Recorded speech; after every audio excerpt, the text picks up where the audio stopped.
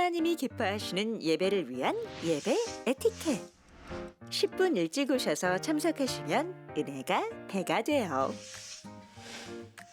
작은 양보와 배려의 주차는 행복한 주의를 만들어요. 휴대폰은 예배 시작 전에 끄거나 무음으로 변경해 주세요. 생수를 제외한 음식과 음료를 가져오지 않아요.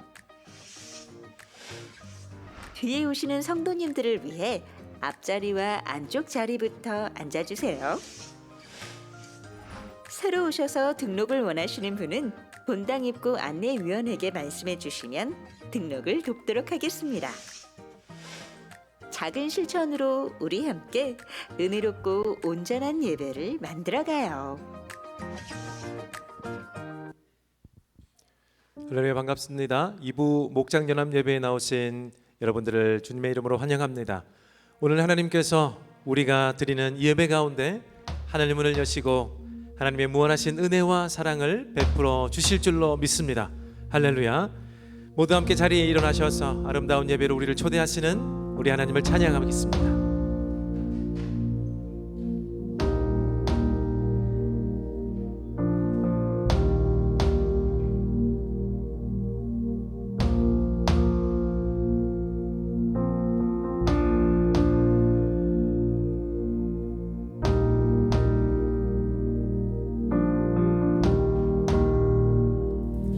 우리 주 하나님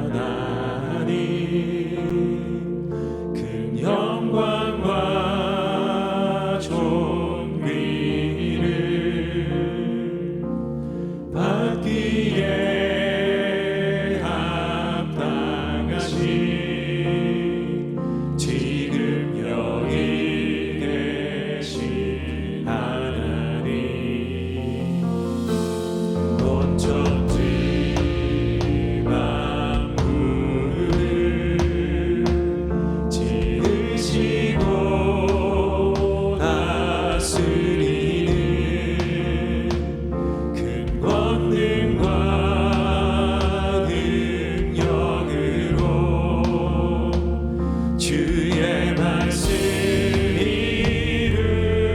이루시니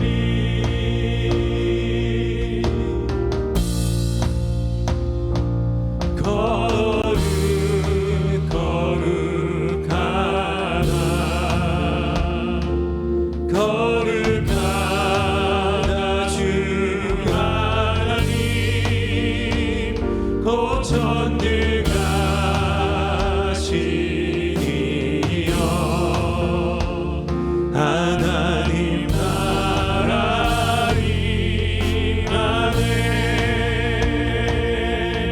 아멘. 어제도 계셨고 어제도 계셨고 오늘도 계시며 이제 곧 오실 우리와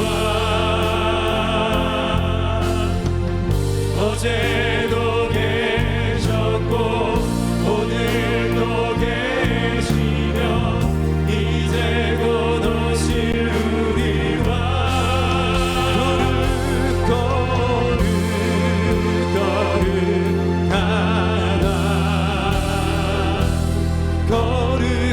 거룩하다 주 하나님 곧 전능하시니여 하나님 나라 우리 다시 한번 찬양합니다. 거룩하다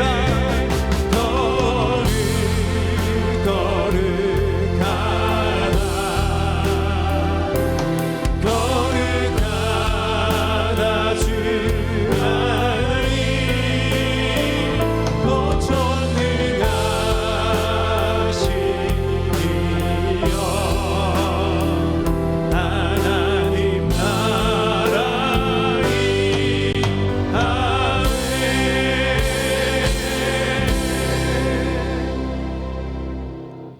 우리 사도신경으로 우리 신앙을 하나님 앞에 고백합니다. 여러분은 하나님 아버지를 믿습니까? 나는 전능하신 아버지 하나님 전지의 창조주를 믿습니다. 여러분은 그의 아들 예수님을 믿습니까? 나는 그의 유일하신 아들 우리 주 예수 그리스도를 믿습니다. 여러분은 예수님께서 여러분의 구원을 위해 하신 일을 믿습니까? 그는 성령으로 잉태되어 동정녀 마리아에게서 나시고 본디오 빌라도에게 고난을 받아 십자가에 못 박혀 죽으시고 장사된 지 사흘 만에 죽은 자 가운데서 다시 살아나셨음을 믿습니다. 여러분은 예수님께서 어떻게 오실 것을 믿습니까? 하늘에 오르시어 전능하신 아버지 하나님 우편에 앉아 계시다가 거기로부터 살아있는 자와 죽은 자를 심판하러 오십니다. 여러분은 성령 하나님을 믿습니까? 나는 성령을 믿으며 거룩한 공교회와 성도의 교제와 죄를 용서받는 것과 몸의 부활과 영생을 믿습니다. 아멘. 우리 모두 함께 자리에 앉으시겠습니다. 성도 여러분, 우리를 오늘 여기 예배하는 공동체 그리고 연합하여 예배하는 교회로 삼으셨습니다. 그렇다는 것은 그냥 우리가 앞만 보고 예배할 수 없겠죠. 옆에 있는 분들을 축복하며 우리 한 몸됨을 함께 축하하며 예배를 드리면 어떨까 생각이 됩니다. 우리 시편 133편 1절에 보라 형제가 연합하여 동거함이 어찌 그리 선하고 아름다운고 우리가 함께함이 함께 예배함이 하나님께는 선하고 아름답다는 것입니다. 우리 오해하지 말아야 될 것은 여기에 형제는 남자만 뜻하는 것이 아닙니다.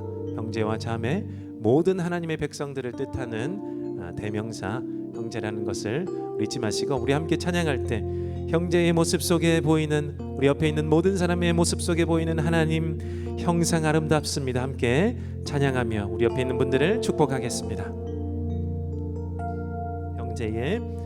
형제의 모습 속에 보이는 하나님 형상 아름다워라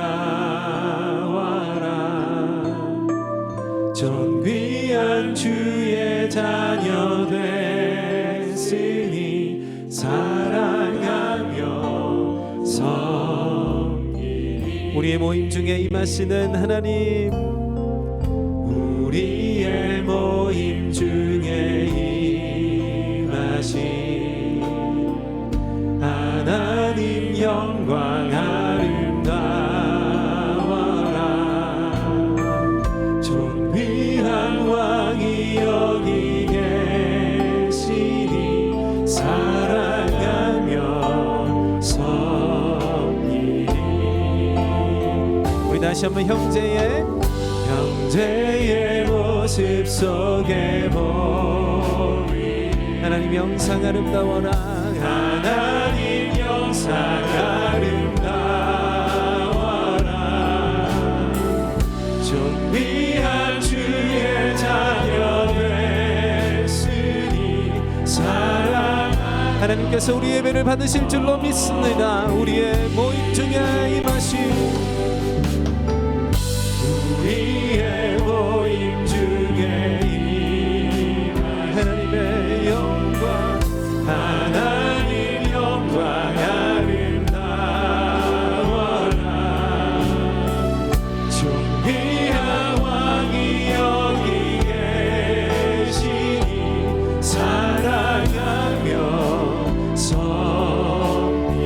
사랑하며 섬기리 사랑하며 섬기리 사랑하며 섬기리 사랑하며 섬기리 우리 옆에 있는 모든 분들에게 함께 인사합시다. 사랑합니다. 사랑합니다. 하나님의 이름으로 사랑합니다.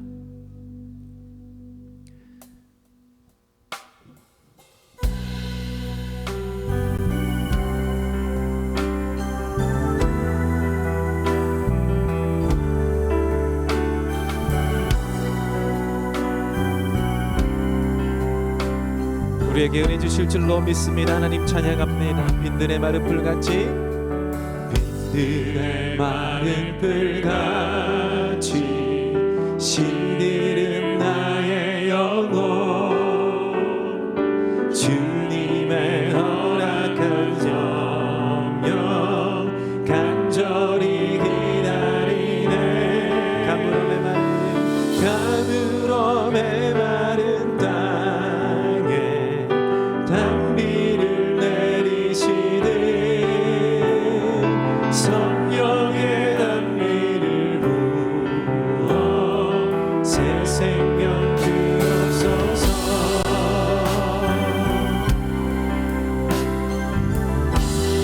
한번 찬양합니다. 빈들의 마른 불같이. 빈들의 마른 들같이 시들은 나의 영혼 주님의 허락한 성령 간절히 기다리네 아멘. 주님 가물어 메마른 땅에 단비를 내리시듯 성령의 단비를 부어 새 생명 주 하늘 문 여소서 하늘 문 여소서 주의 뜻 이루게 성령님 오소서 이 땅에 영원히.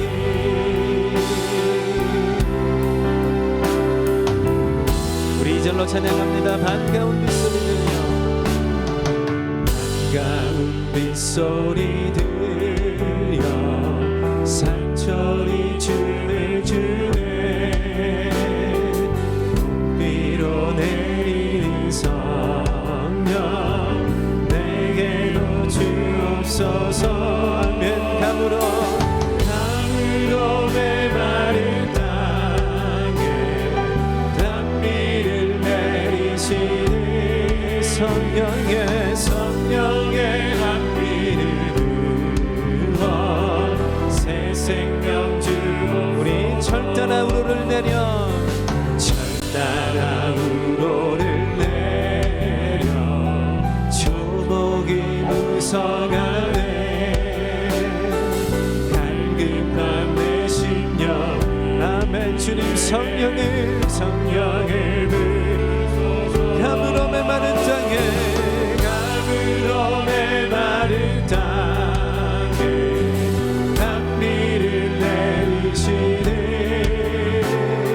성령의 단비를 부어 새 생명 아멘. 주님 하늘 문 여소서 하늘 문 여소서 주의 뜻 이루게 성령님 오소서 아멘. 이 땅에 우리 사절로 찬양합니다. 참되신 사랑에 어길 수 있사오랴 어길 수 있사오랴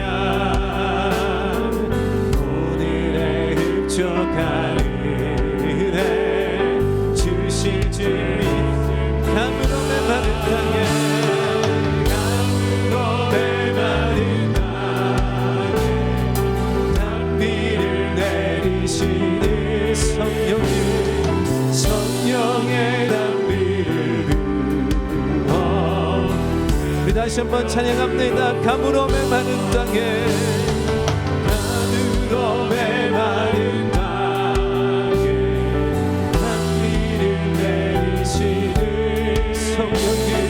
성령의 단비를 우리의 마음 가운데 메마른 가운데 단비를 내리소서. 가물어 메마른 땅에 가물어 메마른 땅에 단비를 내리시는 성령의 단비를 부어 성령님 하늘 문 여소서. 하늘 여소서 주의 뜻 이루게 성령님 오소서 이 땅에 하늘 문 여소서. 하늘 문 여소서 주의 뜻 이루게 성령님 오소서. 이 마지막 찬양합니다. 하늘 문 여소서. 하늘 여소서 주의 뜻 이루게 성령님 오소서 이 땅의 영원 이 땅의 영원히 이 땅의 영원히 이 땅의 영원히 아멘. 성령님이 우리에게 주신 가장 큰 은혜는 우리가 죄악 가운데 있었지만 예수님을 구주로 삼게 하심, 이것이 우리의 간증이 되게 하심인 줄로 믿습니다. 우리 이 시간 이 은혜를 찬송하겠습니다.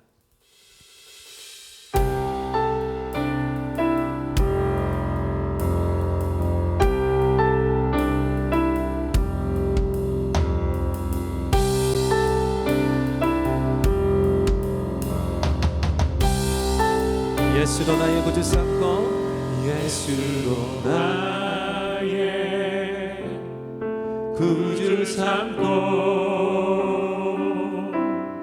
성령과 피로써 거듭나니 이 세상에서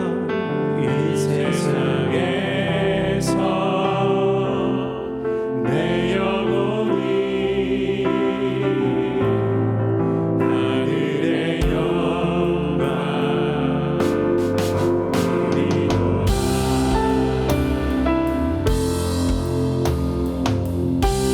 온전히 주께 맡긴대요. 온전히 주께 맡긴대요. 사랑의 음성을 듣는 중에 천상을 왕래하는 것과 하늘의 영광 너리로다. 이것이 나의 간증이요, 이것이 나의 찬송일세. 나 사는 동안 끊임없이 주를 찬송하리로다.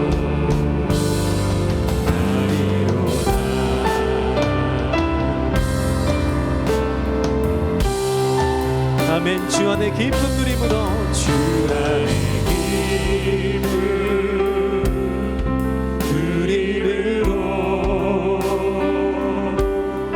마음의 풍랑이 잠잠하니 세상과 나를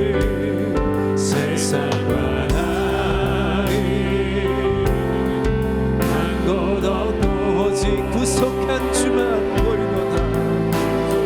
주가 아멘. 주님, 이것이 나의 간증입니다. 이것이 나의 간증이요, 이것이 나의 찬송일세. 나 사는 동안 끊임없이 구주를 찬송. 우리 다시 한번 찬양합시다. 이것이 나의 간증이요, 이것이 나의 간증이요, 아멘. 주님, 이것이 나의 찬송일세. 나 사는 동안 끊임없이 주를 찬송. 우리 마지막으로 찬양합니다. 주님, 이것이 나의 간증입니다. 이것이 나의 간증이요, 이것이 나의 찬송일세. 종일 삶에 나 사는 동안 끊임없이 구주를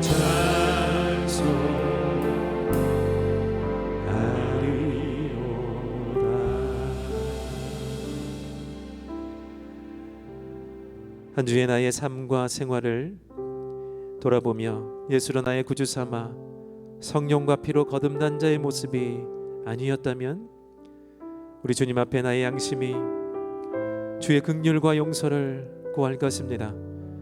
함께 기도합시다. 주님, 내 모습 이대로를 받아주시고 나를 다시금 용서하시고 새롭게 하옵소서.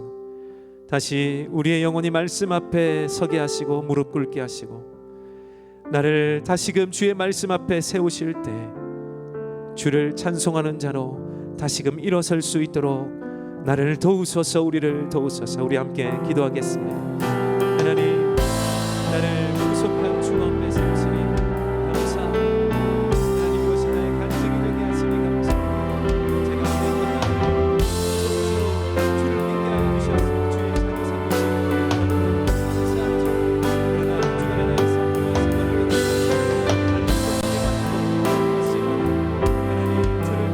나의 삶과 생활을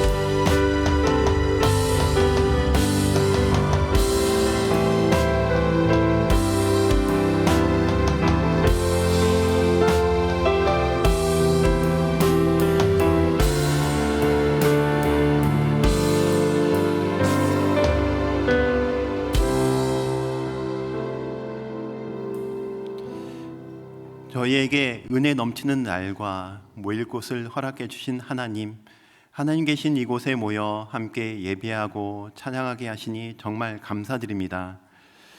저희들은 삶의 환경도 다르고 배경도 다르고 나의 신분, 지위, 학식도 다 다릅니다. 자녀 양육에 피곤한 부모님들, 일터에서 버겁게 보낸 직장인들, 아픈 몸이지만 예배 자리를 사모해 나오신 어르신들까지 서로 함께하기 힘든 존재들이지만 예배자로 이곳에 서 있는 것은 주님의 은혜임을 고백합니다. 이 귀한 곳에 왔지만 지난 한 주 하나의 말씀대로 얼마나 살았는지, 믿음의 행위와 사랑의 수고와 소망의 인내 열매, 삶의 열매는 어디 있느냐 주님께서 물으시면 부끄러운 마음입니다.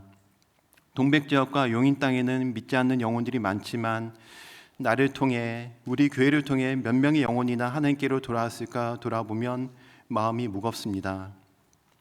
모든 사람을 예수 그리스도의 제자 삼기에 달려가는 은혜샘물 공동체 되게 하여 주시옵소서. 교인의 삶을 보고 감동받고 말씀 듣고 하나님 만나며 하나님께로 돌아오는 은혜를 누리는 교회를 꿈꿉니다. 영혼 구원 위해 예수 영접 모임도 준비하고 있습니다.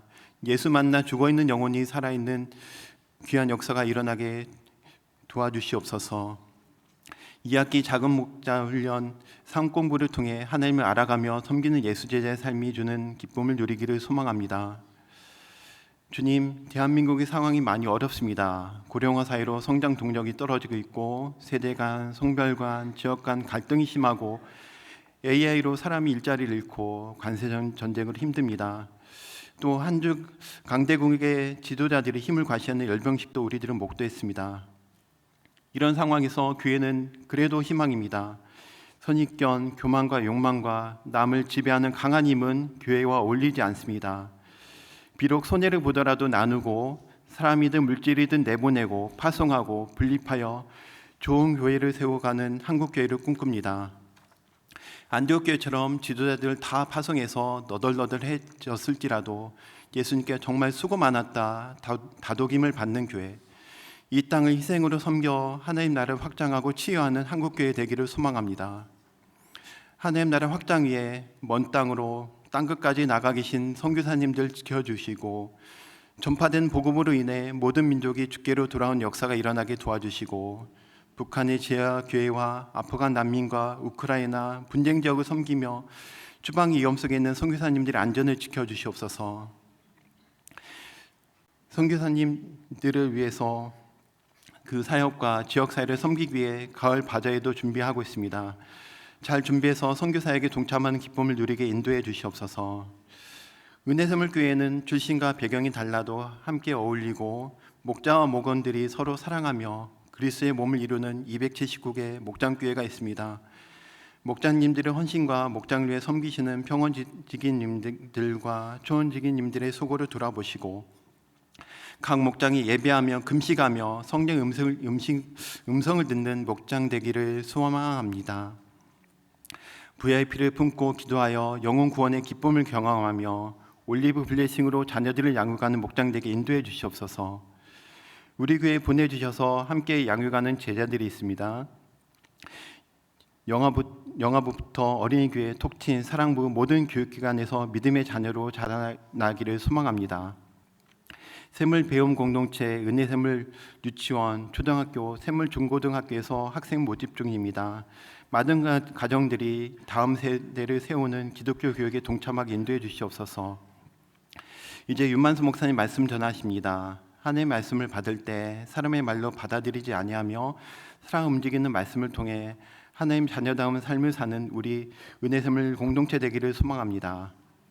주일 교회학교와 식당 배식, 주차 봉사, 모든 기도와 찬양, 예배의 모든 순서와 돕는 사역자분들도 함께하여 주시옵소서. 이 모든 말씀 하나님 뜻 따라 이 땅에 오셔서 사랑을 전하여 주신 예수 그리스도 이름으로 기도드렸습니다. 아멘.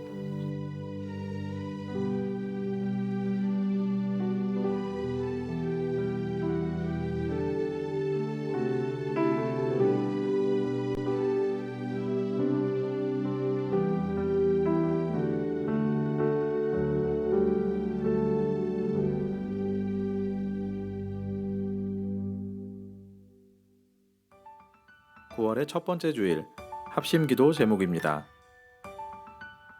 하반기 작은 목자 훈련이 시작되었습니다. 더 많은 참여를 위해 목자의 삶과 커피 브레이크 강좌에서 추가 신청을 받습니다. 주복 후면에 안내 및 신청서를 살펴주시고 QR코드 홈페이지, 문자 메시지를 통하여 추가 신청하실 수 있습니다. 올리브 블레싱 플러스 3분기 교재 예수님과 나 3호의 신청을 오늘까지 받습니다. 주보의 상세 안내를 참조해 주시고 목장의 자녀들을 위해 많은 신청 바랍니다. 샘물 배움 공동체에서 2026학년도 은혜샘물 유치원, 초등학교, 샘물 중고등학교의 신입생을 모집합니다. 접수 마감은 9월 30일 화요일입니다. 다음 주일은 샘물 배움 공동체 후원 주일로 지킵니다. 다음 세대의 신앙과 교육을 위한 샘물 배움 공동체를 위해 많은 기도와 후원을 부탁드립니다. 금주의 교인 소식입니다.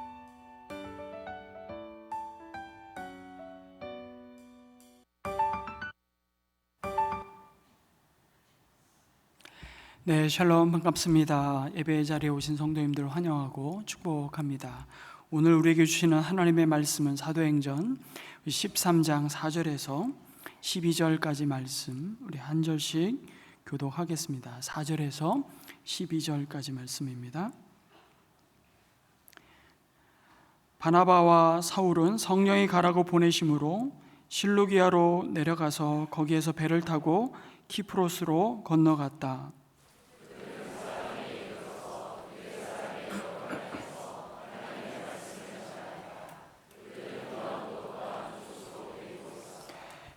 그들은 온 섬을 가로질러 바보에 이르렀다. 거기서 그들은 어떤 마술사를 만났는데 그는 거짓 예언자였으며 바 예수라고 하는 유대인이었다.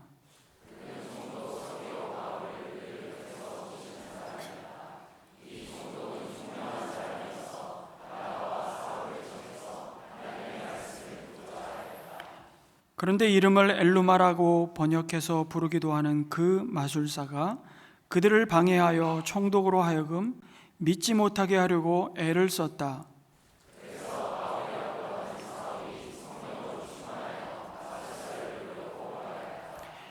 너 속임수와 악행으로 가득 찬 악마의 자식아, 모든 정의의 원수야. 너는 주님의 바른 길을 굽게 하는 그 짓을 그치지 못하겠느냐.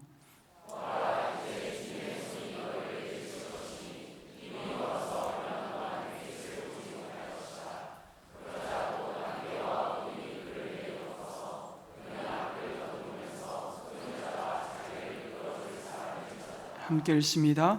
총독은 그 일어난 일을 보고 주님을 믿게 되었고 주님의 교훈에 깊은 감명을 받았다. 아멘. 성도 여러분, 사도행전을 크게 두 부분으로 나눈다면 전반부는 1장에서 12장까지로 복음이 어떻게 예루살렘과 온 유대와 사마리아로 전해졌는지를 증거하고 있습니다. 그 중심에는 예루살렘 교회와 베드로 사도가 있었죠. 이제 시작되는 후반부는 13장부터 28장까지인데요. 여기서는 이제 구원의 기쁜 소식이 아시아와 유럽으로 땅끝인 이방으로 전해진 모든 과정을 보여주고 있습니다. 그 중심에는 사도 바울이 있었습니다. 우리는 방금 읽은 13장에서 교회 역사상, 아니 인류 역사상 가장 중요한 선교 여행이 막 시작되는 것을 보게 되죠. 안디옥 교회는 지난주에 살펴보았듯이 기둥 같은 지도자였던 두 사람을 안수하여 파송하였습니다. 그러나 바나바와 사울을 교회의 첫 번째 선교사로 파송하는 일은 사람의 뜻과 계획이 아니라 전적으로 성령 하나님의 부르심이었고 보내심에 대한 순종이었던 것입니다. 여러분, 선교는 교회가 주도하는 프로그램이 아닙니다. 선교는 교회의 하나의 사역이 아닙니다. 교회는 사실 선교하기 위해서 부름받은 공동체요, 존재하는 목적을 가지고 있는 주님의 몸인 교회이죠. 교회와 개인을 통하여 선교를 하시지만 그 선교의 역사는 전적으로 성령님이 주관하십니다. 성령께서 두 사람을 따로 세우라고 이미 말씀하셨고 그들에게 땅끝을 향해 구원의 소식을 전할 사명을 맡기셨습니다. 그리고 오늘 4절은 드디어 바나바와 사울은 성령이 가라고 보내심으로 실루기아로 내려가서 거기에서 배를 타고 키프로스로 건너갔다고 말씀합니다. 그러니까 처음부터 끝까지 선교의 모든 여정은 성령님이 부르시고 보내시고 인도하셨습니다.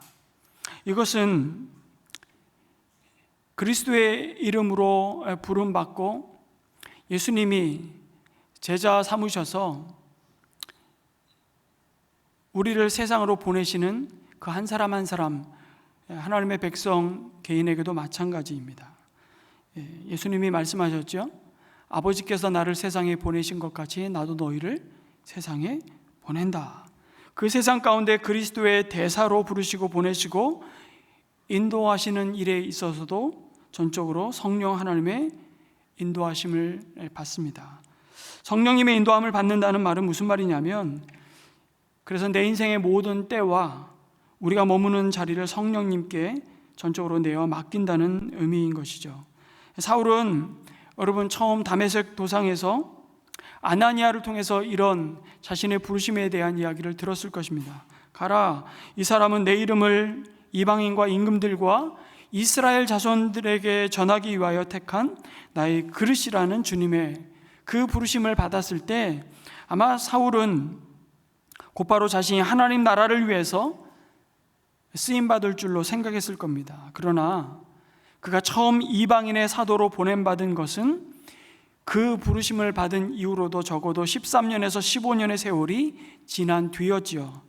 그는 파송을 받기까지 여러분 다메섹 도상에서 빛 가운데 부활하신 주님을 만나고 다메섹에서 바로 이 예수가 우리가 그토록 기다리는 구원자 메시아라는 복음을 전하지만 그는 심한 핍박 가운데 정처 없이 아라비아 광야로 떠납니다. 그리고 3년을 보내게 됩니다. 성경은 그가 아라비아 광야에서 무엇을 했는지 전혀 기록해 주지 않고 있습니다.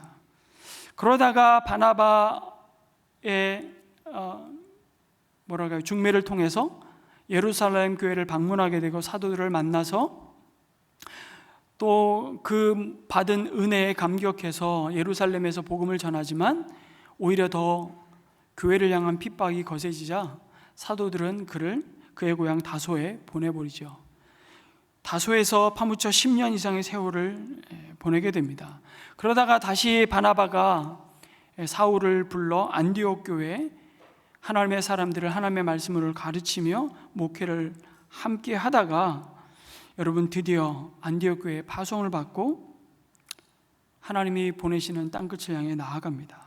여러분 그 모든 시간들을 지나가면서 사울의 입장에서 가만히 생각해 보면 너무나 답답한 시간일 수 있었겠다 이런 생각이 듭니다. 하지만 하나님은 그 모든 일을 계획하시고 그를 여기까지 인도하셨고 그를 땅끝에 하나님의 복음을 들고 나아갈 하나님의 사람으로 준비시키셨던 것입니다. 그러니 여러분 우리 인생 가운데 쓸모없는 시간이란 한순간도 없는 줄 믿으시기 바랍니다. 성령을 따라 움직이는 모든 인생이라면 그 인생 가운데 낭비되는 시간이라는 것은 없습니다. 모든 순간은 하나님이 우리를 만들어 가시는 결정적인 시간이 되는 것인 줄 믿습니다. 여러분, 하나님 우리가 어디를 가든 어떤 시간과 환경 가운데 있든 그의 자녀를 가장 정확한 타이밍에 가장 합당한 곳으로 인도하시는 선하신 하나님이심을 믿습니다. 그래서 여러분 성령님의 선하신 그 이끄심과 인도하심을 신뢰하는 주님의 자녀들은 하루하루를 시작하며 가장 먼저 엎드려 기도하는 것입니다. 여러분 아침에 일어나서 가장 먼저 무엇을 하십니까?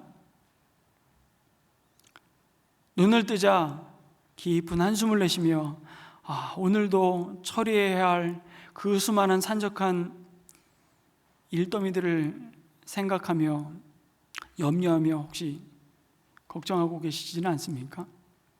오늘도 그 인생, 그 인생이라 부르지 않죠. 그 원수를 또 만나야 되는구나. 여러분 마음에 엄청난 분노 가운데 하루를 혹시 시작하지는 않으십니까? 위험 속에서 드리는 기도라는 부제를 갖고 있는 시편 143편 8절에서 다윗은 이렇게 기도합니다. 같이 한번 읽을까요? 시작. 아침에 나로 하여금 주의 인자한 말씀을 듣게 하소서. 내가 주를 의뢰함이니이다. 내가 다닐 길을 알게 하소서. 내가 내 영혼을 주께 드림이니이다. 여러분 다윗의 고백은 어떤 상황 가운데 드렸다고요? 위험 속에서 드리는 기도였습니다. 다윗이 10년 넘는 세월을 광야에서 사울왕의 추적을 피해 정처 없이 오늘은 이곳 내일은 저곳 여러분 떠돌며 때로는 음식을 구걸하며 블레셋 왕의 밑에 수하에 들어가서도 미친 척하며 생존해야 할 만큼 절박한 시간들을 지나가면서도 그는 방황하지 않고 오늘 말씀처럼 오늘도 나의 다닐 길을 알게 하시고 내 영혼을 주께 맡겨드립니다. 그는 그 광야, 길 없는 광야에 방랑자가 아니라 순례자로 살았던 고백을 시편에 수없이 남겨놓고 있는 다윗의 모습을 보는 것이죠. 하나님 오늘 하루 나의 다닐 길을 인도하여 주소서 라고 그렇게 기도하며 하루를 시작하는 은혜가 있기를 주님의 이름으로 축복합니다. 그것이 성령님의 인도하심을 받는 자의 참된 경건의 모습 아니겠습니까? 바나바와 사울은 성령님의 이 보내심을 따라 첫 번째 선교지인 키프로스 섬으로 건너갑니다. 지도를 한번 보실까요? 여러분 안디옥에서 가장 가까운 로마 제국의 군대가 있는 항구 실루기아로 내려가서 배를 타고 구브로 섬, 번역을 개혁해 준 구브로라고 했는데 키프로스 혹은 사이프러스 섬이죠. 여러분 이 섬은 지도에서 보면 되게 조그맣게 보이지만 자그마치 이 면적은 제주도의 5배 큰 섬입니다. 그 동쪽 끝에 살라미 항구에 도착하게 되죠. 왜 첫 선교지로 많고 많은 곳 중에 하필이면 키프로스 섬이었을까요? 이왕이면 제국의 심장부인 로마로 가서 복음의 깃발을 꽂으면 세계 복음화는 더 일사천리로 되지 않았을까요? 그러나 그것은 사람의 생각이죠. 하나님은 복음의 땅끝을 향한 첫걸음을 어쩌면 모두의 기대와 다르게 키프로스 섬으로 향하게 하셨습니다. 여러분, 성령 하나님께서는 우리에게 사명을 주실 뿐만 아니라 그 사명을 어떻게 수행할 것인지 그 방법까지도 세밀하게 신실하게 인도해 주시죠. 누구와 어디에 함께 가서 어떻게 할 것인지 하나님께서 다 인도하시고 지시해 주십니다. 그래서 우리에게 우선적으로 사실 요구되는 신실함은 그 하나님의 인도하심과 뜻을 빨리빨리 알아듣는 것입니다. 그래서 하나님과 끊임없이 주파수를 맞추는 훈련을 우리 열심히 해야 하는 것이죠. 우리가 왜 작은 목자 훈련 상공부에 참여합니까? 그건 하나님께서 말씀을 통해서 우리를 향해서 주님의 몸된 교회를 향해서 가지고 계신 하나님의 계획과 소망과 뜻을 우리가 빨리빨리 캐치하기 위해서입니다. 이런 이야기가 있습니다. 시끄러운 뉴욕 맨하탄, 여러분 그 거리를 한번 가보신 분들 경험해 보시겠지만 정신이 하나도 없습니다. 저도 저 아이들 데리고 지하철 탔다가 얼마나 순간 스릴을 당했는데요. 정말 정신없는 곳이잖아요.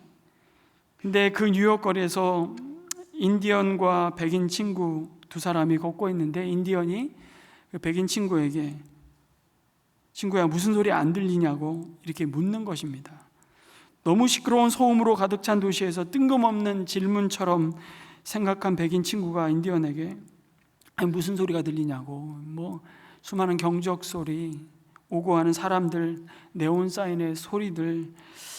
그런데 그 인디언이 이렇게 말하는 겁니다. 귀뚜라미 소리 들리지 않냐고. 백인 남성이 믿기지가 않아서 이렇게 시끄러운 뉴욕에서 어떻게 귀뚜라미 소리를 들을 수 있냐고. 새벽 미명의 조용한 때 요즘에 이제 귀뚜라미 소리가 들리기 시작하잖아요. 그런 때나 들리는 것이지. 근데 인디언 주머니에 있는 동전 몇 개를 그 인디언 친구가 꺼내서 길거리에 던졌습니다. 그래서 지나가던 사람들이 모두 동전이 떨어지는 소리에 귀를 기울이고 그 시선을 그 떨어진 동전을 바라보고 있는 장면이 연출된 거죠. 인디언이 백인 친구에게 이렇게 말했습니다. 친구야, 너는 네가 듣고 싶은 소리만 들은 거라고. 당신의 마음이 어디에 있느냐에 따라 들리는 소리가 달라진다는 사실을 그때서야 참 귀한 지혜의 말을 나누는 이야기인 것이죠. 여러분, 우리의 주파수가 하나님의 말씀에 집중하고 있으면 어디로 가야 할까 염려하며 두려워할 필요가 없다는 사실입니다. 바나바와 바울을 그렇게 이끌어 가신 그곳이 바로 바나바의 사실은 고향이었습니다. 선교의 첫 단추를 끼는데 바나바도 사울도 여러분 얼마나 긴장했겠습니까? 우리의 수준을 너무 잘 아시기 때문에 처음에는 거기에 딱 맞춰서 하나님이 시작하게 하신 것 같습니다. 그래서 바나바의 고향이 첫 선교지로서는 어쩌면 가장 익숙한 곳이었고, 그가 큰 밭을 팔아서 사도들의 발 앞에 두었던 그 밭도 아마 그의 고향 키프로스 섬 어딘가에 있었을 것입니다. 그러니까 어느 곳보다도 안정감을 갖고 선교를 시작할 수 있는 최적의 땅끝이 아니었을까 싶습니다. 또 뿐만 아니라 바나바 입장에서는 자기 친족들을 향해서 이 복음을 가장 먼저 전하고 싶은 그 갈망이 크지 않았을까요? 그리고 사도행전 11장 20절에 보면 우리가 이미 살펴보았듯이 안디옥에 어떻게 복음이 전해지게 됐는지를 알 수 있습니다. 키프로스 사람과 구레네 몇 사람이 안디옥에까지 찾아와서 그리스 사람에게도 말을 하여 주 예수를 전하였다고 사도행전 11장 20절에 말씀하고 있지 않습니까? 그래서 생겨난 교회가 안디옥 교회였습니다. 그러니까 안디옥 교회의 시작은 어떤 점에서는 이 키프로스 사람들로부터 시작되었던 것이죠. 그렇다면 안디옥의 성도들은 키프로스 성도들에게 사랑의 빚을 지고 있었던 것 같습니다. 이름도 기억되지 않는 무명의 전도자들이 키프로스에서 안디옥까지 와서 자신들에게 복음을 전해주어서 교회가 생겨난 것입니다. 그런데 그 교회가 성장하고 이제는 그 복음의 빚을, 은혜의 빚을 지고 있다가 교회가 선교사를 파송하게 되니까 아마 성도들의 마음이 성령님의 감동하심과 아마 그 마음이 모아주심을 아마 경험했던 것 같습니다. 제일 먼저 복음에 빚진 그 키프로스 섬에 복음을 전하러 가게 되지 않았을까 싶은 것이죠. 이렇게 놓고 보면 오늘 이야기는 굉장히 정말 아름다운 메시지를 우리에게 주고 있는 것 아니겠습니까? 우리 교회 한 성도님이 한 번은 아프리카를 위해 사용해 달라고 굉장히 큰 수천만 원의 헌금을 하나님 앞에 드렸습니다. 근데 구체적으로 어디에 어떤 목적으로 그 헌금을 사용해 달라고 말씀하시진 않았기에 우리는 기도하는 중에 한 가지는 얘기하시더라고요. 우물을 파는 사역에 꼭 이 일부분은 좀 썼으면 좋겠다고. 그래서 우간다의 우물을 파는 사역을 하는 우리 선교사님을 우리 만나게 되었고, 그래서 우물을 파고 그들이 아주 신선한 물을 먹고 마을의 축제를 벌이는 놀라운 하나님이 행하시는 일들을 또 경험하게 되고요. 또 한 번은 에티오피아의 보라나 종족이 자신들이 읽을 수 있는 문자로 된 성경을 한 번도 손에 쥐어본 적이 없는데 그 보라나 종족의 언어로, 부족의 언어로 성경이 번역이 되고 수천 권의 성경책을 인쇄할 비용이 없었는데 그 비용을 보내게 되었습니다. 그러면서 그들이 성경을 갖게 되고 감격하는 모습을 선교사님을 통해서 또 나누게 되고, 그 선교사님 저희 교회 방문하셔서 함께 대화를 하면서 정말 하나님의 때에 하나님이 정말 필요한 선물을 이 종족에게 주셨다고 감사하는 고백을 나눴던 기억이 있습니다. 여러분, 그런데 이렇게 아프리카를 위해서 헌금을 드렸던 이유를 확인해 보니까 본인이 아프리카에 머물렀었던 그 은혜가 너무 크고 돌아보니 너무 감사했던 것입니다. 그래서 그 은혜의 빚을 그렇게 갚게 하시는 하나님의 또 다른 은혜가 은혜를 낳는 감사의 고백 그리고 헌신이었던 것이죠. 여러분, 저는 계속해서 이런 소망을 해봅니다. 우리 은혜샘물교회를 통해서 누군가 복음을 듣게 되고 또 하나님을 만나게 되고 그것이 감사해서 복음에 빚진 마음으로 살다가 또 누군가에게 복음을 전하는 그 아름다운 이야기가 복음의 기쁜 소식이 계속 쓰여져 이어가기를 간절히 소원합니다. 그런데 오늘 5절에 보니까 그렇게 그들이 키프로스 섬의 동쪽 항구인 살라미에 이르러 가장 먼저 문을 두드린 곳이 어디입니까? 유대인의 회당이었다고 말씀합니다. 앞으로 보시면 알겠지만 사도 바울이 1차, 2차, 3차에 걸친 선교여행을 계속하면서 가는 도시마다 가장 먼저 복음을 전한 곳이 사실은 유대인의 회당에 들어가서 유대인들에게 복음을 전하죠. 왜 유대인의 회당으로 먼저 갈까 유추하기 어렵지 않습니다. 사도 바울은 누구보다도 유대인들의 소망을 알고 있었기 때문입니다. 그들에게 필요한 복음을 알고 있었고요, 어떻게 전해야 하는지도 알고 있었습니다. 하나님을 가장 잘 믿고 있다고 여기는 유대인들이 사실은 정확히 어떤 점에서 하나님을 떠나 있는지를 사도 바울은 잘 알고 있었습니다. 그토록 유대인들이 메시아를 기다렸음에도 어째서 이미 우리 가운데 오신 메시아를 거절하게 되었는지, 그리고 예수님이 바로 그들이 기다리는 메시아임을 잘 전할 수 있는 길도 사울은 누구보다도 잘 알고 있었기 때문입니다. 왜냐하면 유대인 중에 유대인으로서 예수 그리스도의 복음을 가장 대적하던 자가 바로 사울 자신이었기 때문이죠. 그런데 참 아이러니하죠. 가장 잘 설득할 수 있는 자신감이 있었던 유대인들이 모인 회당에서 바울은 가장 많은 시기와 핍박과 조롱과 무시를 당했습니다. 그리고 사실은 가장 열매가 없기도 했습니다. 그럼에도 사도 바울은 어떤 도시를 가나 가장 먼저 유대인의 회당에 들어가서 복음을 전했습니다. 사도 바울은 비록 이방인을 위한 사도로 부름받기는 했지만 이방인들만의 사도는 아니었던 것이죠. 그리고 더 나아가 사울은 정말 지독하게도 자기 민족을 사랑한 사람이었기 때문입니다. 그의 고백을 한번 들어보시기 바랍니다. 로마서 9장 2절에 그가 이렇게 말씀하죠.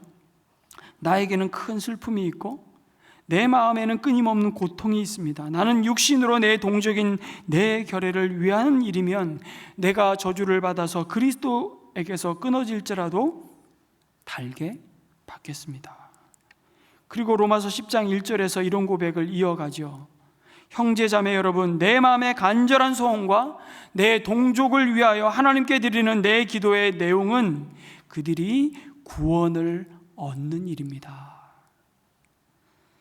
사울은 자신의 동족 유대인들을 너무너무 사랑했습니다. 그래서 이방인의 사도로 부름받긴 했지만 먼저 유대인들의 회당을 늘 찾아갔고 그곳에서 먼저 복음을 전했죠. 사실 동족을 향한 바울의 사랑이 이 구원의 말씀 로마서를 시작하면서부터 이미 나타납니다. 내가 복음을 부끄러워하지 아니하노니 이 복음은 모든 믿는 자에게 구원을 주시는 하나님의 능력이라. 첫째는 유대인에게요, 그 다음은 헬라인에게로다, 또한 헬라인에게로다. 이렇게 말씀할 만큼 먼저 구원의 은혜를 받은 우리 또한 마땅히 그러해야 하지 않을까요?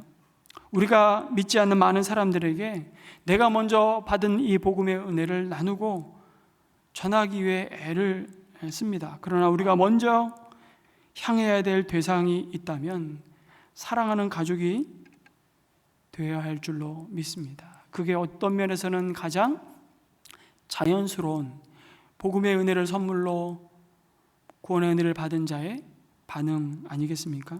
내 가족에게 복음을 먼저 전하는 것이죠. 그런데 이게 쉽습니까? 어렵습니다. 너무 어려워요. 그러나 낙심하지 마십시오. 사도 바울도 어려웠습니다. 말씀드린 대로 사도 바울이 이방인들에게 복음을 전할 때 많은 열매가 있었는데 유대인들에게는 그리 열매가 많지 않았습니다. 그토록 사랑해서 유대인들의 회당을 가는데 그는 환영받지 못했어요. 그곳에서 많은 환난을 받습니다. 여러분 고린도후서 11장의 말씀에 보시면 사도 바울이 자기가 복음을 전하며 이 도시 저 도시 온 아시아와 유럽을 누비며 다니면서 그가 겪었던 고난의 목록을 쭉 나열합니다. 거기 보면 감옥살이도 더 많이 하고 매도 더 많이 맞고 여러 번 죽을 뻔하였다고 말하죠. 유대 사람들에게서 마흔에서 하나를 뺀 매를 맞는 것이 5번이요, 돌로 맞은 것이 1번이요, 파선을 당한 것이 3번이요, 밤낮 꼬박 하루를 망망한 바다를 떠다녔다고 말합니다. 자주 여행하는 동안에 강물의 위험, 강도의 위험, 동족의 위험, 이방 사람의 위험과 도시의 위험과 광야의 위험과 바다의 위험과 거짓 형제의 위험을 당했다고 말합니다. 수고와 고역에 시달리고 여러 번 밤을 지새우고 줄이고 목마르고 굶고 추위에 떨고 헐벗었다고 얘기하죠. 여러분, 이건 절대로 과장이 아닙니다. 이 중에 가장 아팠던 게 뭐였을까요? 내가 40에 하나 감한 매를 5번을 맞았다고 말하는 것입니다. 이것은 육체적인 물리적인 고통이 가장 극심했기 때문이 아닙니다. 여러분, 그 40에 하나 감한 매를, 그 채찍을 어디서 맞았을까요? 여러분, 성경에 40대까지는 때리거니와 그 이상은 때리지 말라는 말씀이 있습니다. 유대인들은 40대까지만 채찍질했습니다. 근데 실제로 39대까지만 때렸답니다. 왜냐하면 사람이 세다 보면 숫자가 헷갈릴 때가 있잖아요. 그래서 실수할까 봐 율법에 기록된 1.1획도 그들은 철저하게 지키고자 하는, 40대를 때릴까 봐 39대까지만 때린 것이죠. 근데 그 매를 몇 번 맞았다고요? 5번. 어디서요? 유대인들이 모인 회당에서. 실제로 예수님도 이렇게 예언하셨습니다. 마태복음 10장 17절에 사람들을 삼가라. 그들이 너희를 공회에 넘겨주겠고 그들의 회당에서 채찍질 하리라. 유대인의 회당은 채찍질하는 장소였던 것으로 보입니다. 그러다가 채찍질 정도로 끝나지 않는 율법의 심각한 범죄에 대해서는 돌로 쳐서 그들은 죽였죠. 마태복음 23장 34절에서도 주님의 백성들이 받을 환난에 대해서 미리 예언하시고 경고하셨습니다. 그러므로 내가 너희에게 선지자들과 지혜 있는 자들과 서기관들을 보내매 너희가 그 중에서 더러는 죽이거나 십자가에 못 박고 그 중에 더러는 너희 회당에서 채찍질하고 이 동네에서 저 동네로 따라다니며 박해하리라 예언하셨습니다. 놀라운 것은 사도 바울이 회심하기 전에 예수 믿는 자들을 박해할 때 자기도 회당에서 그리스도인들을 채찍질한 적도 있었다는 고백입니다. 여러분, 다메섹에서 예수님을 만난 그 회심의 순간을 사도행전 9장과 22장과 26장에서 반복해서 간증하고 언급하는데 22장에 보면 9장에서 언급하지 않는 내용이 추가돼서 자신의 간증을 나누는데 이런 내용입니다. 간증하거든요. 거기서 주님, 내가 주님을 믿는 사람들을 가는 곳마다 어디서요? 회당에서 잡아가두고 때리고 하던 사실을 사람들이 잘 알고 있습니다 라고 고백하죠. 그러니까 사도 바울도 예수 믿는 사람들을 박해할 때 무슨 짓까지 한 거예요? 회당에서 채찍질까지 했던 사람이었습니다. 여러분, 이 채찍은 가죽 끝에다가 짐승의 뼈 조각을 묶어서 내리치는 형벌이었습니다. 그러니까 한 대만 맞아도 살점이 쫙쫙 뜯겨져 나가는 것이죠. 근데 그 채찍질하던 사울이 이제 유대인들의 회당을 찾아다니며 복음을 전할 때 그 채찍질을 맞는 겁니다. 근데 한두 번 맞은 게 아니라 5번 맞습니다. 사도 바울이 나중에 이런 고백을 합니다. 내가 내 몸에 예수 그리스도의 흔적을 가졌노라. 그가 말하는 그리스도의 흔적은 바로 이 회당에서 맞은 채찍의 흔적, 아문 상처였을 것입니다. 자기 등에 깊은 상처를 남긴 그 유대인의 회당을 그는 그런데 계속 찾아갑니다. 놀라운 사랑이죠. 그것이 가능한 것은 그 마음에 먼저 성령께서 그 마음에 부음받은 그리스도의 사랑이 채워졌기 때문입니다. 아무리 동족으로부터 핍박을 받아도 끝까지 포기하지 않습니다. 그를 향한 성령의 부르심과 보내심의 길을 갈 수 있었던 그 믿음의 비밀은 다른 것이 아니라 바로 자신을 향하신 우리를 향한 끝없는 사랑이었던 것입니다. 우리는 어떻습니까? 내 가족들이 복음을 쉽게 받아들이지 않는다고 내 남편과 시댁 식구들이 나를 핍박한다고 해서 쉽게 포기하지 않습니까? 나의 등에는 이 사랑의 흔적이 있는지 이 말씀 속에서 우리를 돌아보게 하십니다. 바나바와 사울은 키프로스 섬에 동쪽 항구 살라미에서 복음 전도를 시작해서 오늘 말씀해 보니까 그 섬을 관통해서 무려 180km 떨어져 있는 남서쪽에 있는 키프로스 섬의 수도인 바보에 도착합니다. 지도를 다시 한번 보시면 여러분, 살라미에서 바보까지가 무려 180km의 여정이었죠. 이 바보라는 도시는요, 이 구로 키프로스 섬의 수도인데요, 전형적인 그리스도 로마 도시였습니다. 여기에 총독 관저를 비롯해서 수많은 신전들과 원형 경기장과 극장, 공중 목욕탕과 동전 주조소 등이 있었습니다. 무엇보다도 여러분, 이 도시는 비너스 여신을 숭배하기 시작한 발상지로 유명했습니다. 라틴어로 하면 아프로디테 신전이죠. 그래서 당시 자료에 보면 로마 제국 가운데 가장 합법적으로 온갖 죄를 저지를 수 있는 곳이 이 바보였다고 합니다. 정말 바보 같은 도시죠. 그래서 왜 이 지명을 바보라고 번역했는지는 잘 모르겠어요. 원래 이름은 파포스입니다. 멋있잖아요. 근데 이걸 한글 개역 개정에 바보라고 했어요. 바보 같은 번역이에요. 바보 껐으면 좋겠어요. 파포스라고. 구브로라고 번역하는 겁니다. 키프로스라 번역한 게 맞죠. 새 번역이. 세번역은 여전히 이거는 안 바꾼 것 같아요. 파포스. 여러분, 이 도시에서 바나바와 사울은 두 사람을 만나게 되죠. 한 사람은 바 예수라는 마술사로 엘루마라고도 불렸던 유대인 거짓 예언자였습니다.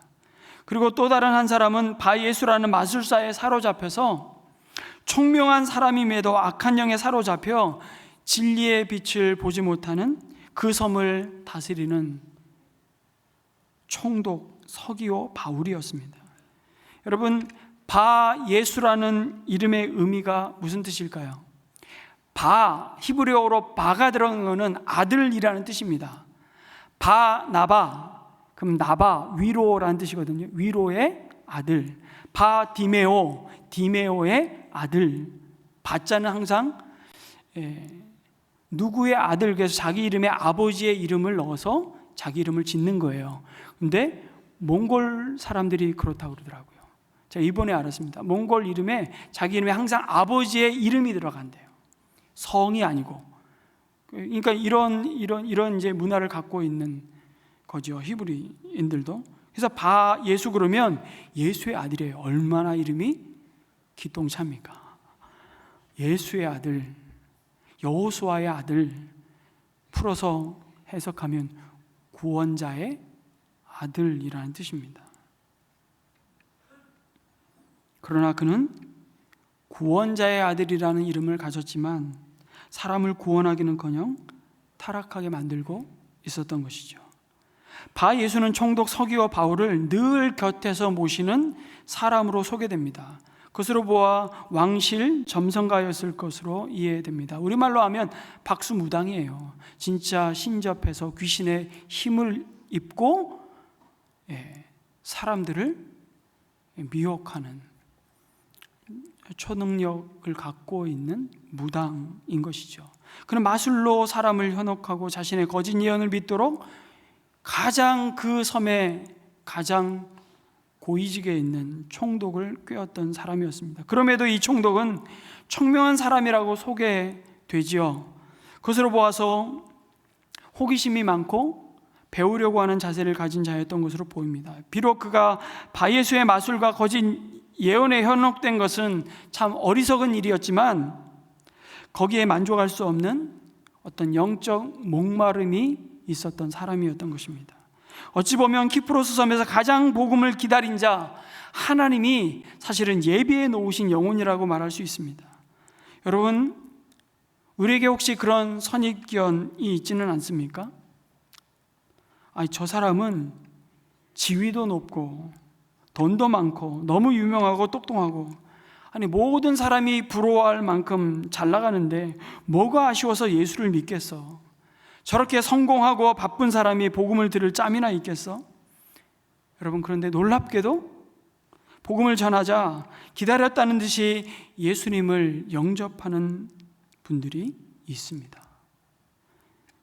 그러니 우리가 전도하는 것 같지만 사실은 하나님이 예배해 놓으신 사람을 그냥 하나님의 때에 그 열매를 우리가 보는 것뿐이죠. 그러니까 우리는 자랑할 것이 별로 사실은 없어요. 그 일에 우리는 역인하게 쓰임받는 것으로 인해서 기뻐하고 감사해야 되는 것이죠. 총독 서기오 바울이 바로 그런 사람이었습니다. 그런데 재밌게도 그의 이름이 뭐라고요? 바울, 사도 바울과 같았습니다. 오늘 본문에서 드디어 사울이라는 이름을 마지막으로 앞으로 이어지는 모든 사도행전에서는 사울 자신을 바울로 소개하고 있습니다. 두 이름을 갖고 있었죠. 라틴어로 폴, 바울이고 히브리어로 사울이었습니다. 참 공교롭게도 사울은 큰 자라는 뜻이고 바울은 작은 자라는 뜻이에요. 그래서 여기에 의미를 부여해서 우리는 많은 묵상을 하기도 하지만 원래 두 이름을 갖고 있었는데 이제 다니는 곳마다 유대인을 얻기 위해서는 유대인처럼, 이방인을 얻기 위해서는 이방인처럼 그의 이름을 바울로 사용하며 땅끝인 이방인들을 향해 복음을 전하기 시작합니다. 이게 바울이 같은 이름이었어요. 이 사람들 두 사람에게는 여러분 공통점이 있죠. 청명하였다라는 것도 학식을 가진 엘리트였다는 것입니다.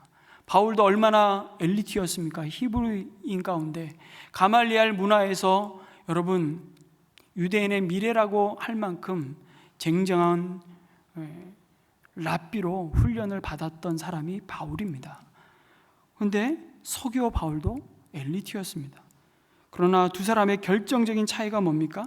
사도 바울은 길이요 진리요 생명이신 예수님을 만나서 빛 가운데 살고, 서기오 바울은 거짓 예언자 바예수를 만나 여전히 어둠 가운데 살고 있다는 것입니다. 인생에는 두 종류의 사람밖에 없습니다. 예수님을 만나 그분을 믿고 겉으로 보기에는 잘 나가는 인생 같지만 가짜 바예수를 만나 어둠 가운데 사는 사람이 있습니다. 예수를 만나 빛 가운데 사는 사람이 있는 반면에 가짜 예수를 만나 어둠 가운데 사는 사람들이 있을 뿐이죠. 놀라운 일이 시작된 겁니다. 바울이 바울에게 구원의 복음을 전하게 된 것이죠. 마침 서기오 바울이 바나바와 사울을 초청해서 하나님의 말씀을 듣고자 했습니다. 그러나 문제는 거짓 예언자 바예수가 복음 전하는 바나바와 사울을 방해하고 총독으로 하여금 믿지 못하게 하려고 애를 썼다고 말씀합니다. 믿지 못하게 회방 놓는.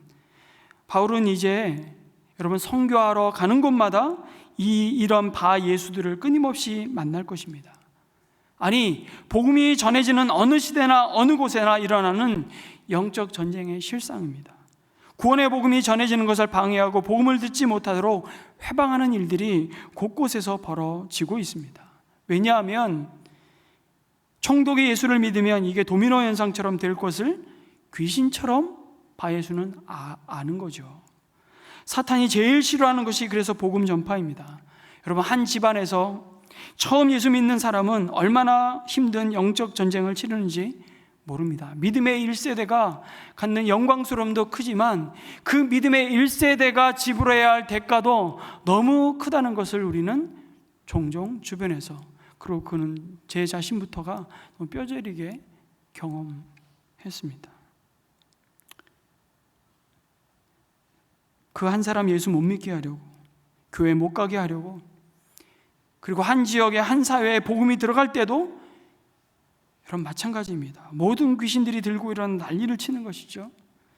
꼬무드 선교사가 스리랑카에서 복음을 전하기 시작하자 승려들이 이유도 없습니다. 몰려와서 승려들에게 무슨 복음을 전하면서 그들의 눈에 가시처럼 행동한 것도 없습니다. 그냥 아픈 사람들 와서 기도하는데 병이 낫기 시작하고 놀라운 복음의 능력이 나타나기 시작하고, 그렇게 그 소문을 듣고 사람들이 모이기 시작하자 승려들이 긴장하면서 때로 몰려 우리 단기팀이 갔다가 아주 난리가 났습니다. 경찰들이 막 오면서, 여러분, 그러면서 꼬무드성에서 얼마나 승려들로부터 괴롭힘을 당하고 폭행을 당하고 이루 말할 수 없는, 그 지금도 계속되고 있습니다. 그래서 우리는 기도할 수밖에 없습니다. 이걸 우리는 각오해야 하는 것이죠. 예수 영접 모임 할 때마다 제가 금식을 하는 이유가 이겁니다. 내 힘으로는 사람을 변화시킬 수 없으니까 주님이 복음의 능력으로 역사하시도록 온전히 의탁해야만 하는 것이죠. 그리고 금식은 우리로 결국 무엇입니까? 하나님께 집중하게 만드는 것입니다. 하나님의 시선으로 이 상황과 사람을 바라보게 하는 것이죠. 그 금식을 통한 이 영적 전쟁은 여러분 마귀에게 집중하는 게 아니라 하나님께 집중하는 것입니다.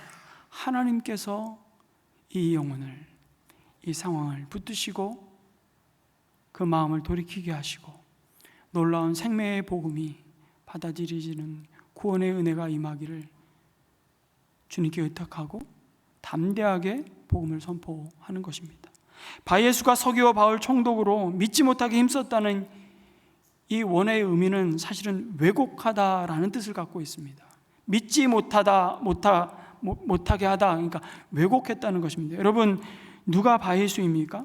하나님의 말씀을 왜곡해서 전하는 자가 바로 바예수입니다. 그런데 왜곡된 하나님의 말씀을 들으면 여러분 진리의 말씀을 더 못 듣게 되죠. 전도를 해볼 때마다 복음을 전하기 가장 어려운 사람이 누구냐면 사실은 불신자가 아니고요. 이단에 한번 빠졌던 사람들에게 오히려 바른 복음 전하기가 그렇게 어렵습니다. 이단에 빠졌던 사람들이 바른 복음을 듣고 여러분 우리 공동체에 들어와서 적응하고 믿음의 뿌리를 내리기가 너무너무 힘듭니다.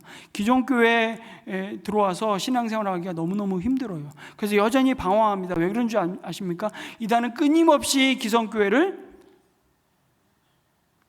아주 진노의 자식들이라고 쇠뇌를 시켜놨거든요.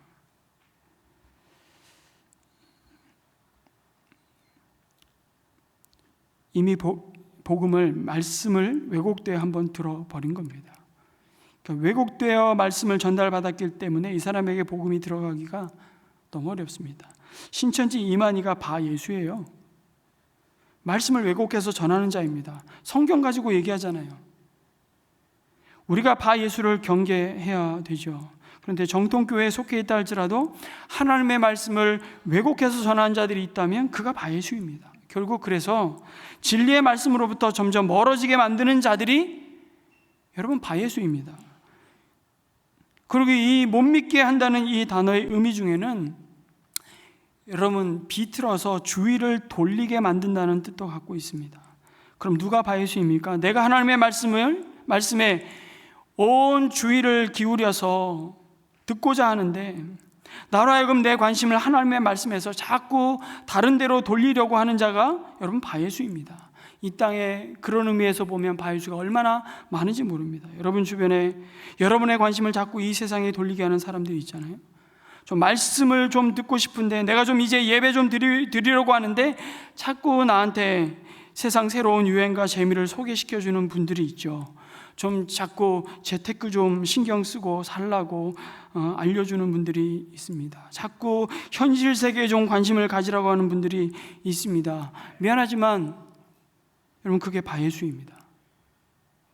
여러분 하나님의 사람들은요 어떻게 하든지 기회가 있다면 저와 여러분의 관심을 존귀하신 하나님을 예배하며 그 말씀의 진리에 돌리게 만들죠. 그게 하나님의 사람입니다.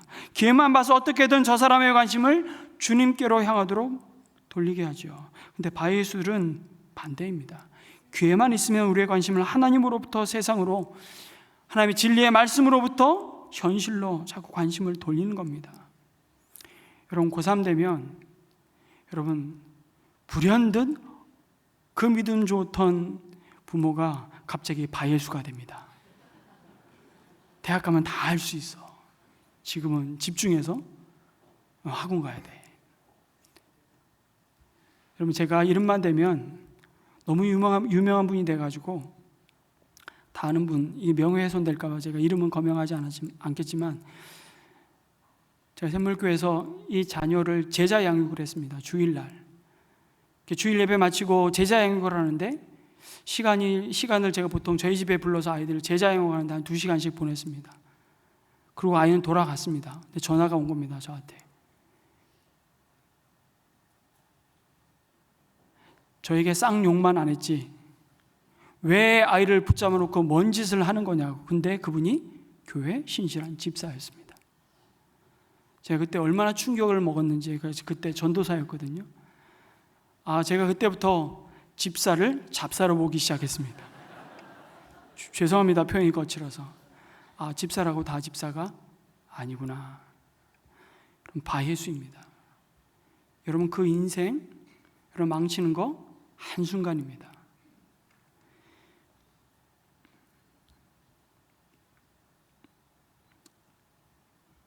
자꾸 하나님의 말씀으로부터 현실로 자꾸 관심을 돌리게 만들죠.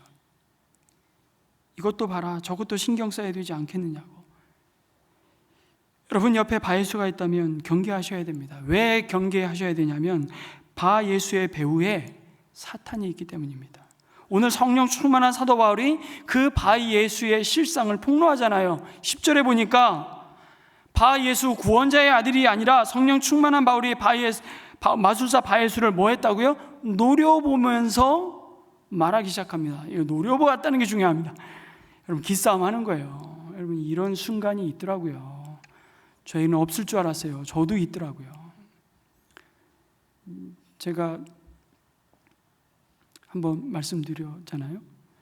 저희 부모님이 조그마한 상가, 새가 안 나가던 때인데 새 놨는데 명절 돼가지고 새가 나갔다고 그 월세 한 달에 받으셔야 뭐 30만 원, 40만 원 요 정도인데 너무 좋아하시더라고요. 무슨 집이 들어오니까 보살이 들어온대요. 기겁을 해가지고 제가 도대체 이게 무슨 일인가, 제가 멍 때리고 있는데 제 아내가 제 옆구리를 푹 치더라고요. 당신 잠깐 나오라고. 뭐 하고 있냐고 지금 이 상황에서. 당신 얘기해야 되지 않겠냐고. 그때 저희 부모님이 믿음이 없으셨어요. 근데 제가 그때 저희 부모님의 재산임에도 불구하고 제가 무릎 꿇고 아버님 이건 아닌 것 같습니다. 제가 양해를 구했죠. 제가 그 보살에게 찾아가서 제가 해약하겠습니다. 근데 그때 저희 부모님 감사하게도 생각이 짧았다 그러시면서 그렇게 하자고. 안 그래도 좀 찝찝했는데 제가 그 보살을 찾아갔죠. 들어가자 그 눈빛 내가 지금도 잊을 수가 없습니다. 제가 노려보며 정확하게 얘기했습니다. 우리는 이 계약할 수 없습니다. 계약 취소하겠습니다. 그래서 계약금, 위약금 2배로 물어주고 나오려고 하는데 그 보살이 노려보며 저한테 얘기하더라고요. 간판도 맞췄으니 간판값도 달라고. 안 맞힌 것 같아요. 근데 싸우기 싫었어요. 드리겠다고. 간판값까지 다 물어주고 제가 나온 기억이 있습니다. 근데 왜 우리 집을 계약했는 줄 아십니까? 저 부모님 집이에요. 이제 왜 보살이 자기 새끼 보살, 처녀 보살 분가시키려고. 마치 교회가 교회를 분리받으시. 제가 그 기억을 잊을 수가 없어요. 그때 얼마나 그 눈빛이요. 진짜 무당은요, 여러분 신기가 내리는 거예요. 악한 영에 사로잡혀서 얼마나 그 인생이 괴롭힘을 당하는지 모릅니다. 여러분 불쌍한 영혼들이에요. 노려보며 말하죠. 너 속임수와 악행으로 가득 찬 악마의 자식아, 모든 정의의 원수야. 너는 주님의 바른 길을 굽게 하는 자라고 폭로하죠. 이게 진짜 그의 정체였습니다. 바예수의 정체를 정확히 분별하고 꿰뚫어 봅니다. 그는 구원자의 아들이 아니라 악마의 자식임을 보았던 것입니다. 바울은 단호하게 대적하죠. 너는 주님의 바른 길을 굽게 하는 짓을 그치지 못하겠느냐. 바울은 전도하는 과정에 여러분 이렇게 한 사람을 향해서 비난을 퍼부은 적이 없어요. 근데 이건 비난이 아니에요. 바울은 사람에 대해서 말을 하는 것이 아니라 그를 붙잡고 있는 악한 영에 대해서 말을 하고 있는 것입니다. 그치지 못하겠느냐. 여러분 우리 인생에서 거짓과 악한 생각이 우리 마음에 떠오를 때 그 마음을 향하여 우리는 선포해야 됩니다. 그치지 못하겠느냐. 여러분 데살로니가 전서를 우리가 묵상하면서 5장 22절에 이렇게 말씀하셨잖아요. 악은 어떤 모양이라도 버리라고 말씀하지 않습니까? 우리 머릿속에서 악한 생각, 부정한 생각, 나쁜 생각이 떠오를 때마다 우리는 우리의 생각을 향해 선포해야 합니다. 그치지 못하겠느냐. 내 입에서 악한 말이 나오고 내 손과 발이 거짓과 악을 향한 방향으로 가려고 할 때 우리는 외쳐야 합니다. 그치지 못하겠느냐. 우리 가정 가운데, 우리 직장 가운데, 우리 인생 가운데, 우리 부부의 관계 가운데, 우리 자녀의 배움의 과정 가운데 악한 생각들이 일어날 때 우리는 그 순간에 반드시 외쳐야 되는 것입니다. 그치지 못하겠느냐. 여러분 성령 충만하여 이 선포를 외칠 때 놀라운 일이 일어나게 될 줄 믿습니다. 성경은 분명히 약속하셨습니다. 마귀를 대적하라. 그리하면 너희를 피하리라. 여러분 마귀는 우리를 피할 수밖에 없습니다. 누구를 피한다고요? 성령 충만한 성도를 피하게 되어 있습니다. 우리를 얼마나 존귀한 자들로 부르셨는지 모릅니다. 근데 성령 충만하지 않으면 계속해서 악한 사단 마귀는 우리 주위를 맴돌죠. 그러다가 덮치는 거예요. 여러분, 성령 충만해 사탄의 모든 괴략을 우리가 간파하고 그 순간에 그치지 못하겠느냐, 그 말을 선포할 수 있는 모든 성도가 되기를 주님의 이름으로 축복합니다. 그리고 나서 사도 바울은 바예수를 향해 하나님의 엄유하신 심판을 또한 선포하지. 이제 주님의 손이 너를 내리칠 것이니 눈이 멀어서 얼마 동안 햇빛을 보지 못할 것이다. 여러분, 이거 누가 당한 거예요? 바울이 한번 당했던 거예요. 얼마 동안 햇빛을 보지 못할 것이라고 여러분 선포하는 것을 보니 이 바예수 또한 자기와 같이 빛 대신 주님을 보고 주님께 돌아오기를 간절히 소망했던 것 같아요. 그러자 곧 안개와 어둠이 그를 내리 덮었다고. 여러분, 하나님의 손은요, 하나님의 자녀에게는 축복이지만 저 어둠의 권세에 임할 때는 그 하나님의 손은 심판입니다. 얼마 동안 바예수는 맹인이 되었죠. 모든 사람들에게 이후에 다가올 일에 대해서 알려주었어야 할 이 거짓 선지자는 하나님께서 두신 어둠 속에서 손을 잡아줄 사람을 찾아 더듬어야 하는 처지가 되었던 겁니다. 여러분, 하나님의 이 임재 앞에 모든 거짓과 악행과 불의한 어둠의 권세는 그냥 부서져 버리고 맙니다. 그 역사가 지금 일어난 것입니다. 이것이 바울을 통해 행하신, 여러분 놀랍게도 첫 번째 기적입니다. 기적이지만 사실은 영적인 전쟁이었죠. 총독은 이 일어난 일을 보고 주님을 믿게 되었다고 말씀합니다. 여러분의 삶 가운데 자녀를 향한 하나님의 축복의 손이 함께 하시기를 축원합니다. 동시에 악한 권세를 향한 심판과 대적하시는 하나님의 손이 또한 함께 하시기를 주님의 이름으로 축복합니다. 아멘. 여러분, 오늘 말씀을 우리가 붙들고 한 3가지 기도 제목을 가지고 우리 함께 기도했으면 좋겠습니다. 바나바와 바울이 성령의 부르심과 인도하심을 따라 선교를 시작했듯이 여러분, 우리의 삶의 모든 순간이 주님의 뜻에 순종하는 여정이 되게 해달라고 기도합시다. 내 계획과 뜻을 내려놓고 주님이 예비하신 길을 신뢰하며 나아가게 하시고, 우리 생각에 낭비되는 시간이라 생각하는 순간에도 주님께서 나를 빚어가시는 소중한 시간임을 깨닫게 해 주십시오. 2번째는 우리도 사랑하는 가족과 가까운 이들에게 우리가 먼저 받은 이 은혜의 복음, 구원의 복음을 전할 용기와 인내를 허락해 주시기를, 복음 전파에 따르는 어려움을 두려워하지 않게 하시고 우리가 먼저 받은 그 사랑의 흔적을 남기며 끝까지 포기하지 않는 믿음을 우리에게 주십시오. 기도했으면 좋겠습니다. 마지막으로 바울이 성령이 충만하여 거짓 예언자 바예수를 대적하고 승리했듯이 우리 또한 삶 속에서 하나님의 말씀을 왜곡하고 세상으로 관심을 돌리게 하는 모든 바예수들을 분별하게 하시고 성령으로 충만함으로 악한 세력에 맞서 담대하게 선포하며 주님의 손이 함께하는 역사를 경험하게 해달라고 우리 함께 기도하겠습니다. 아버지 하나님, 사도행전 13장 이 위대한 이 복음을 가지고 하나님이 부르시고 보내시는 땅끝을 향해 나아가는 바나바와 사울의 모습을 통해 오늘 우리가 마땅히 서야 할, 그리고 우리 또한 직면해야 할 그 하나님 영적인 전쟁, 우리가 다시 한번 주님 앞에 주님의 손에 올려드립니다.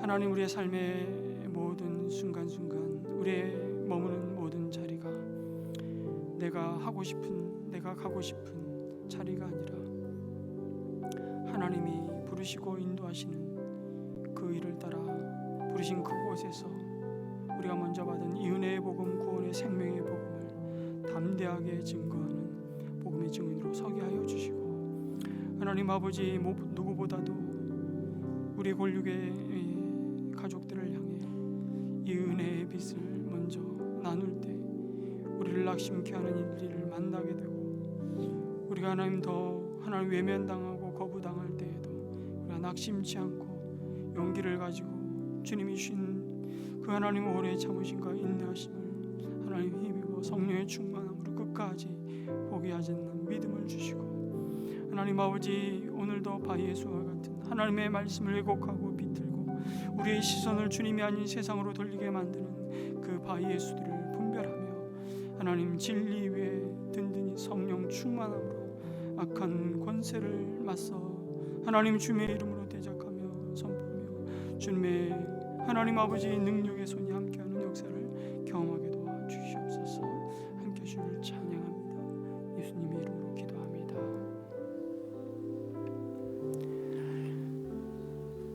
사랑의 하나님, 성령님께서 우리를 부르시고 보내시고 인도하심을 믿으며 우리의 삶을 주님께 온전히 맡겨드립니다. 이해할 수 없는 기다림과 광야 같은 시간이 있을지라도 그것이 결코 헛되지 않음을 믿고 주님의 때를 신뢰하며 주님과 신실하게 동행하는 저희들이 되게 도와 주시옵소서. 거룩하신 주님, 우리 교회 주님의 몸된 교회가 달려가야 할 믿음의 경주, 걸음걸음을 신실하게 인도하시고 주님의 말씀에 주파수를 맞추어 담대히 순종하게 하여 주시옵소서. 이곳에 먼저 구원의 은혜를 받은 예배하는 자들, 우리가 받은 이 은혜의 빛을 가족과 가까운 이웃에게 복음을 전할 때 예상치 않은 거절과 핍박이 있어도 끝까지 사랑으로 포기하지 않게 도와주시옵소서. 복음을 방해하고 저희의 관심을 세상으로 돌리게 하는 모든 거짓된 영들을 분별하게 하시고 주님의 바른 길을 굽게 하는 모든 것을 주님의 이름으로 대적하며 성령의 충만함으로 악한 세력을 담대히 주님의 권세로 물리치게 하여 주시옵소서. 주님의 축복의 손이 저희와 함께 하시고 악한 권세를 심판하시는 능력의 손이 저희를 보호하심으로 복음의 길이 열리게 하여 주시옵소서. 우리 주 예수 그리스도 이름으로 간절히 기도합니다. 아멘. 우리 자리에서 일어나셔서 함께 결단과 헌신의 찬양을 주님 앞에 올려드립니다. 우리는 주님의 움직이는 교회입니다.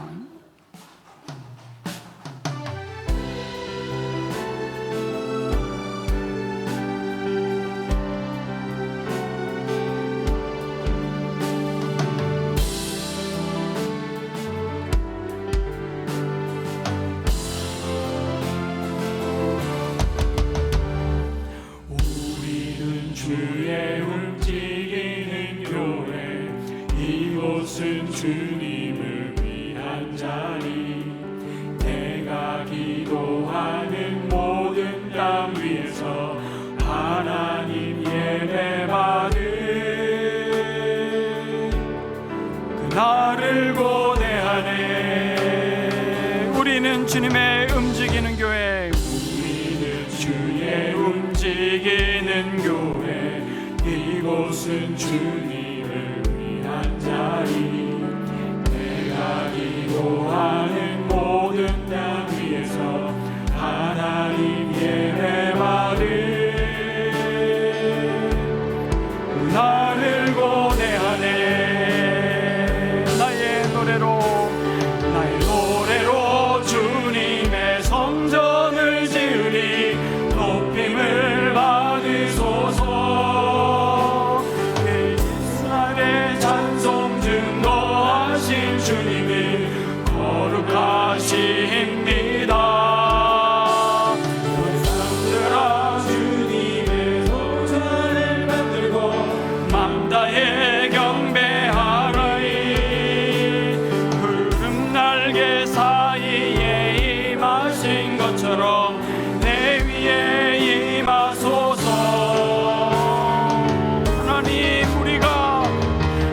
하나님 우리가 이곳에 섰으니 이 땅을 치유하소서. 하나님 우리가 어디에 있든지 주를 높이리라. 열방들아 주님을 송축할지어다. 그 발날에 입맞추라. 영원한 통치자 주 예수 그리스도, 그는 위대하신. 열방들아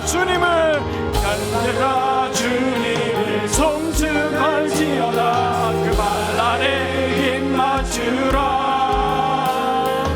영원한 통치자 주 예수 그리스도, 그는 위대하신